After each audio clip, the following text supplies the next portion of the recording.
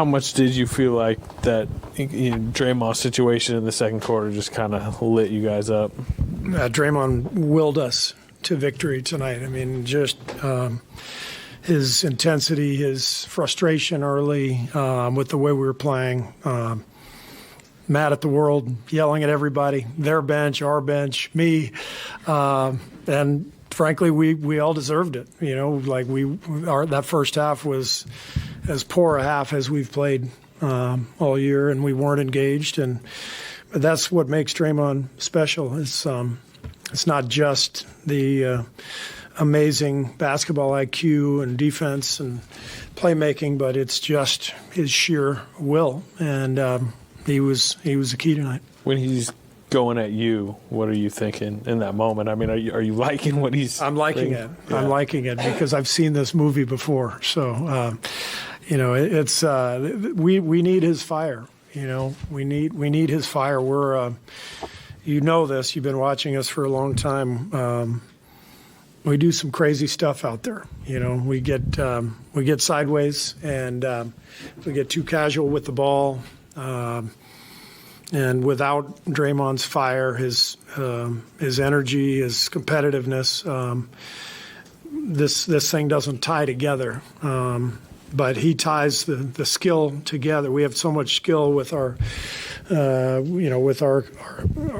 perimeter players, Steph and Clay, what they do, JP. But it has to be ignited through competitiveness and energy and ultimately execution, and because those things often go together. And you saw the execution in the second half was totally different. Was Draymond talking about energy? Do you think the energy was lacking in the first half yourself? Body language. I mean, he was mad at me because I took him out. With the 3 fouls. Was that for fouls or was that for? Well, he had the 3 fouls, and so I took him out. I was worried because of his extreme energy that he had at that point. Is that a good way to phrase it? I thought maybe that would lead to his 4th. And so I took him out, and then they immediately went on like an 8-0 run, and I put him back in. So he was mad about coming out.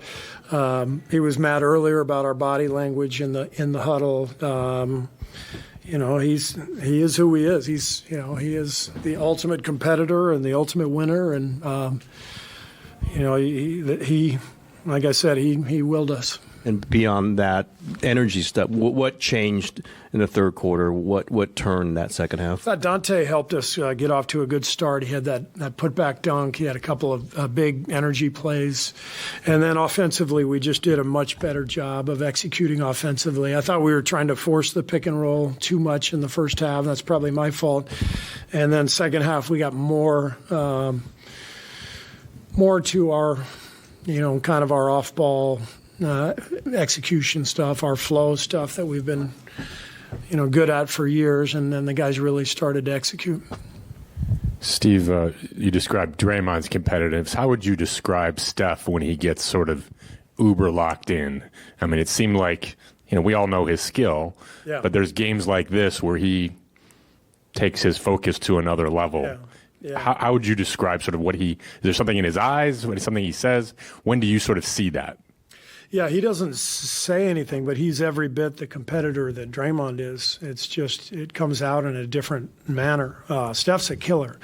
He wants to win desperately, and but for him it comes out in his confidence, his shot making, getting the crowd into it. And then, his defense, I thought, was great tonight. Just the energy off the ball coming in and rebounding. He had 8 boards tonight, 3 steals. So you just see Steph's overall game really come into play. And then he just takes over like he did offensively during that stretch. And it's pretty amazing to watch, These guys, they still got it. They're champions for a reason, and it's harder now than it was before because of the decade-long run and the energy that it takes. But at their core, these guys are are champions, and it's going to come out. Draymond said after the Sixers game that you guys want the 6th seed or better, but that the play-in is dangerous. When you're down 17 at halftime, how dangerous did things feel before you could complete this comeback? Yeah, I mean, we're not thinking about that at halftime. We're just thinking about how we're going to win the game. But we understand every game is crucial now, and we lost a heartbreaker the other night, and we knew we had to bounce back. I thought maybe we were trying a little bit too hard early on, and got a little out of sorts. But these games take forever. 48 minutes is a long time, and there's so many possessions that there's always time for us to get back into a game, especially with our firepower. Steve, along those lines, you were talking about Dante's role has changed, but coming out of the break, he has those, big stretch there for you and has that putback dunk over Ingram. That was an important stretch, I imagine, and to see him do that. Big stretch to start the third. I think we started out 8-0, and they took the timeout, and Dante had several big plays in there. I thought he was great tonight. I loved his energy, and that team has been hot. They're hard to guard with Ingram and CJ, and they've got shooters on the perimeter. You have a lot of court to cover out there. And Dante, he just plays so hard, and I thought he was great tonight. And Kuminga, too, his poise down the stretch on both ends. Kuminga, I mean, his defense from the beginning was huge for us. We matched him. We started him to match him up on Ingram, and then, his offense has gotten better and better, just, playing behind the play. He had that big dunk. He had, a couple free throws mid-fourth that were important after making a really nice move to the hoop. So J.K. was excellent. Clay set a new career high tonight in three-pointers. I know you've talked about how impressive he's obviously been this season. How important do you think that is for him, obviously, with everything he's gone through? But then he didn't even play the majority of back-to-backs this season, and he still found a way to get 277 and counting three-pointers. Yeah, I mean, I think Clay takes a lot of pride in everything that he does, and if you asked him, I would say he's probably proud of that, given how good he was, before the injuries, and then to be out for a couple of years and return from two major injuries to do what he's done this year. It's taken a lot of work, so he should be very proud. Steve, what did you think of the end of the third quarter, that last minute when JP hits a three and then GP strips him dunk? You guys get down 4 now going into the fourth. How big was that momentum heading into the fourth quarter? Yeah, big stretch. We made some pushes earlier in the third, and then they kept bouncing back and knocking down a three or getting a bucket. But closing to within 4 at the end of the quarter, I thought was really important. Steve, what do you think changed defensively from first to second half, specifically on the perimeter? They made 9 threes in the first half. I think only 3 the rest of the game. Was it an adjustment from you guys, or what did you kind of see as far as being able to guard the three-point line against them?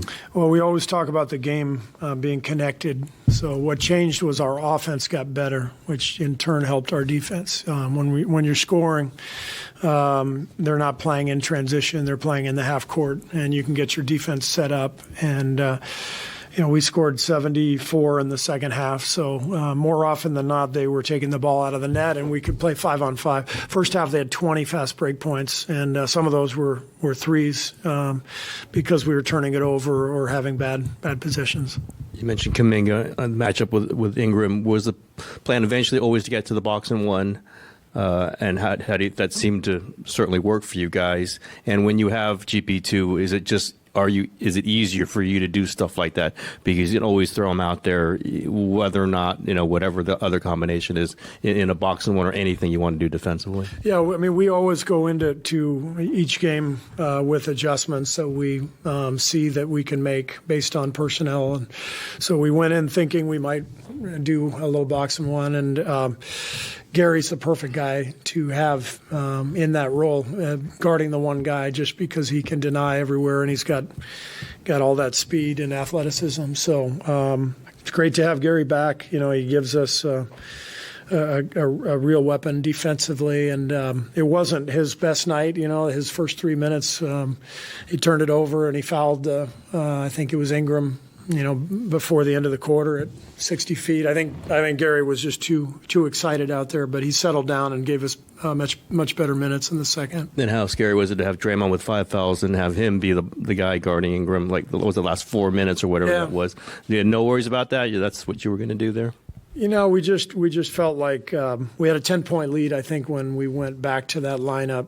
And so it was really all about getting stops. And so that's our best defensive lineup with Draymond and Loon out there. And I trust Draymond. He knows how to play with fouls, and he did a great job. Steve, what was Draymond over here? What was Draymond like in the aftermath of Sunday's game? I mean, that was obviously a very costly and uncharacteristic mistake down the stretch he made on that pass. And did that feed sort of his intensity in coming into tonight, do you think? Well, I think with Draymond, he always moves forward, and his nature, as you know, is to just be aggressive and to just play hard. So the game, this season is filled with ups and downs emotionally, and games that you wish you could have back, and you just can't look backwards. And Draymond understands that. And he just was looking forward to tonight. Great, thanks.